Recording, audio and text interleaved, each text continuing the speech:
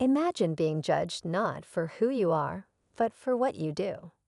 This is the story of Mr. James, a humble and kind-hearted janitor who worked tirelessly to keep a luxurious apartment building spotless. Despite his hard work and warm demeanor, the wealthy tenants treated him with little respect, some even demanding he leave the building altogether. To them, he was invisible, just a worker beneath their notice. One day, everything changed. A sudden emergency shook the entire building, leaving everyone in panic. While others hesitated, Mr. James stepped up, risking his own safety to protect the very people who had turned their backs on him. His quick thinking and bravery saved lives, but would this act of heroism be enough to change their attitudes? Stay tuned as we uncover the powerful moment that forced these tenants to confront their prejudice and finally see the man behind the uniform. Mr. James had always been more than just a janitor. To him, his work wasn't just about cleaning floors or emptying trash. It was about creating a safe and welcoming space for everyone. He knew the tenants rarely noticed him, but he believed that every job, no matter how small, deserved care and respect. Yet, over time, the whispers and cold glances from the wealthy residents began to sting. "Why is he always here?" Someone once muttered. "He doesn't belong in a place like this." Still, Mr. James never let their words break his spirit. He kept showing up every day, quietly fixing leaks, unclogging drains, and keeping the building running smoothly. But behind the scenes, resentment among some tenants grew. They began pressuring the building manager to replace him, convinced someone more professional would suit their image. Unaware of their plans, Mr. James continued his routine until the day disaster struck. It started as an ordinary morning. Mr. James was mopping the lobby floor when he noticed a faint burning smell. At first, he thought it was nothing. Maybe someone had left food in the oven too long. But as the minutes passed, the smell grew stronger. He glanced up and saw thin wisps of smoke creeping from the vents. Alarmed, he ran to alert the building manager, but they dismissed his concerns, brushing him off as overly cautious. Meanwhile, the wealthy tenants carried on with their lives, oblivious to the danger unfolding above them. Some were in meetings, others lounging in their lavish apartments, all assuming their security and comfort were guaranteed. Mr. James couldn't shake the feeling that something was wrong. Against orders, he climbed to the top floor, and that's when he saw it. A small electrical fire spreading rapidly in the utility room. As alarms blared, chaos erupted. Tenants scrambled to evacuate, but confusion and panic slowed them down. Mr. James didn't hesitate. While others ran for safety, he stayed behind, knocking on every door, guiding frightened residents to the stairwell. The smoke thickened, and the fire grew stronger, but he pressed on, determined to ensure everyone made it out alive.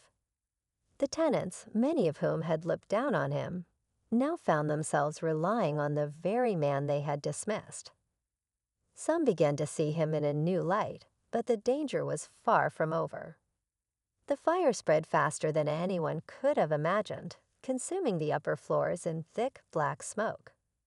The stairwells were crowded with frightened tenants, some clutching their children, others frantically trying to make phone calls.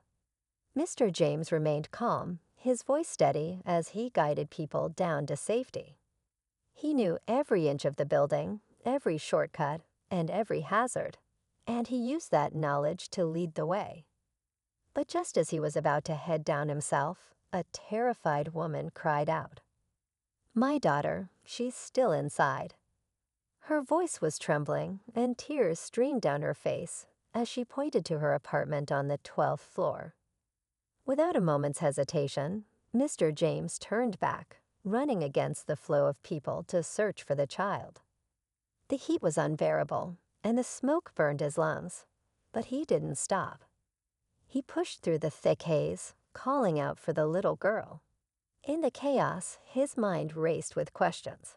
What if he couldn't find her in time? What if he didn't make it back? But he refused to give up. Somewhere in the back of his mind, he thought about the tenants who had judged him, who saw him as nothing more than the janitor.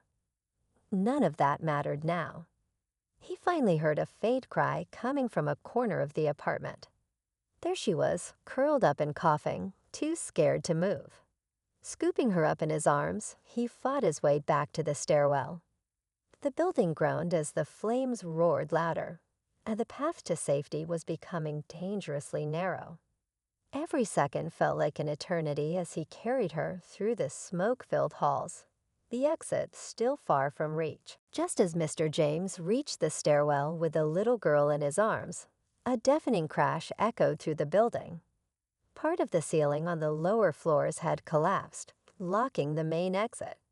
Smoke billowed upward, making it nearly impossible to see. The tenants who had already made it to the lobby began to panic once more, realizing their escape route was cut off. Mr. James knew there wasn't much time.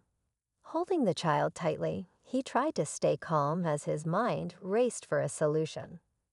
The fire was spreading faster than anyone had anticipated, and the air was growing dangerously thin. Just as he turned to look for an alternate exit, he noticed an older man from the building, Mr. Grayson, struggling to stay upright on the 10th floor landing. Mr. Grayson, known for his sharp tongue and constant complaints, had always been one of Mr. James's harshest critics. But now the wealthy tenant was hunched over, coughing violently and unable to move. Without hesitation, Mr. James adjusted the little girl in his arms and reached out to help him. The flames were closing in, and the path to safety seemed more impossible with every passing second. Mr. James was now carrying the weight of not just one life, but two, and the stairwell was becoming hotter and more unstable. As he began descending again, a sudden roar of flames burst from a nearby hallway, forcing him to backtrack and search for another way out. The only option left was the rooftop, a desperate choice with no guarantee of rescue. With every step, the building seemed to groan under the strain of the fire. Smoke filled his lungs, his muscles ached, but he pushed forward, determined to get them to safety. Above him, he could hear the sound of sirens in the distance, but would help arrive in time. Reaching the rooftop felt like an impossible victory, but the danger was far from over. Mr. James set the little girl down gently and helped Mr. Grayson lean against a wall. Flames licked at the edges of the building, and thick smoke swirled around them, threatening to choke the air. The distant sound of sirens grew louder, but there was no sign of rescue yet. As they huddled together, the little girl clung to Mr. James, her tiny fingers gripping his shirt. Mr. Grayson, barely able to speak, managed to whisper, "Why? Why would you come back for me?" Mr. James didn't hesitate. "Because it's the right thing to do," he said simply, his voice steady despite the chaos around them. Just then, a loud crack split the air. Part of the rooftop gave way, sending debris crashing down. The group scrambled to the far edge, where Mr. James spotted something, a narrow fire escape ladder leading down the side of the building. It was risky, but it was their only chance. One by one, he helped them onto the ladder, steadying Mr. Grayson and reassuring the frightened child. But just as he prepared to climb down himself, another explosion shook the building, and the ladder began to buckle. He shouted for them to hurry as he held on tightly, the flames inching closer. Finally, they reached the ground, where firefighters and paramedics rushed to help. The tenants who had already escaped watched in stunned silence as Mr. James emerged, exhausted and covered in soot, carrying the little girl. For the first time, their eyes weren't filled with judgment. They were filled with gratitude and awe. As the tenants gathered around, thanking him, the final twist unfolded. One of the firefighters approached Mr. James and said, "You saved lives today. But you didn't just rescue them. You inspired us. We've never seen someone act so selflessly under pressure. The very people who once dismissed him as just a janitor now saw him as a hero. But Mr. James, ever humble, simply smiled and said, "I was just doing my job." As the flames died down and the chaos subsided, the tenants stood together in the cool night air, reflecting on what had just happened. For many of them, it was the first time they truly looked at Mr. James, not as a janitor, but as a person who had risked everything to save their lives. The little girl's mother hugged him tightly, tears streaming down her face.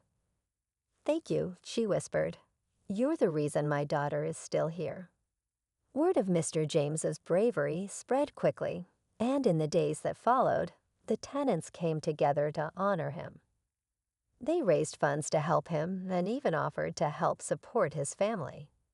For Mr. James, though, the greatest reward was seeing their change of heart.